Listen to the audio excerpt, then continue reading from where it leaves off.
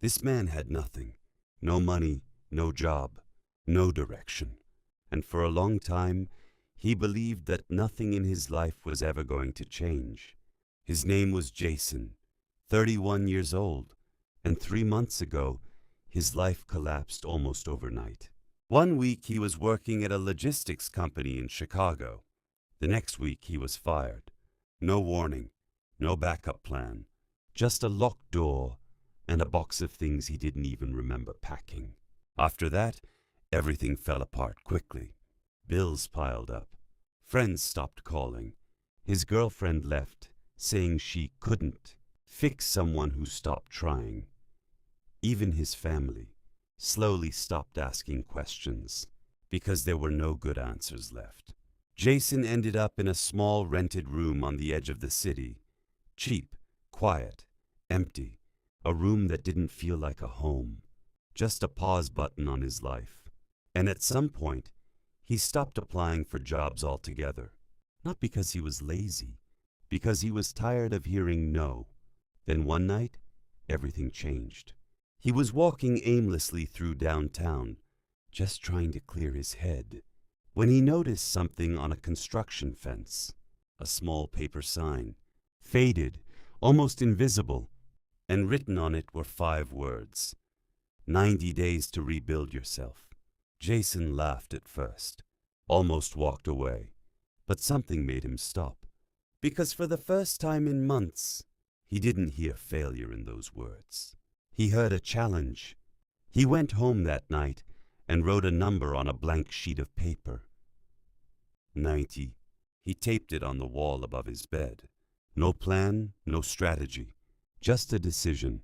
Tomorrow was day 1. Day 1 was simple. He woke up. That was it. He didn't fix his life. He didn't solve his problems. He just got up and walked outside. And for someone who had spent weeks in bed, that felt like climbing a mountain. Day 7, he started applying for jobs again. Not hundreds, just 1 a day, even when he expected rejection, especially when he expected it.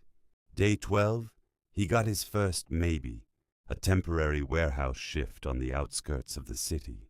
Nothing special, minimum pay, hard work, but he said yes instantly, because for the first time in a long time, he wasn't choosing comfort.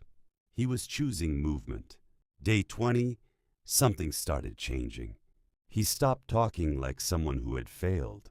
He started talking like someone who was building something. Not confidently yet, but consistently. Day 33, he met a manager named Robert. Robert wasn't motivational. He didn't give speeches. He just said one thing. If you show up every day, I can work with you. If you don't, nothing else matters. Jason showed up every day. Day 45, he got more responsibility. Day 52, he got trusted with training new workers. Day 60, he realized something strange. People were starting to rely on him.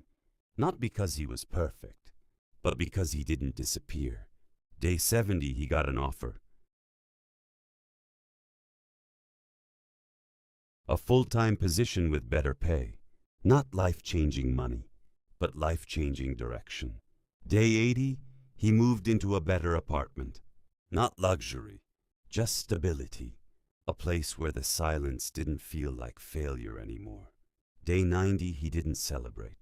He didn't need to, because he understood something most people never fully learn.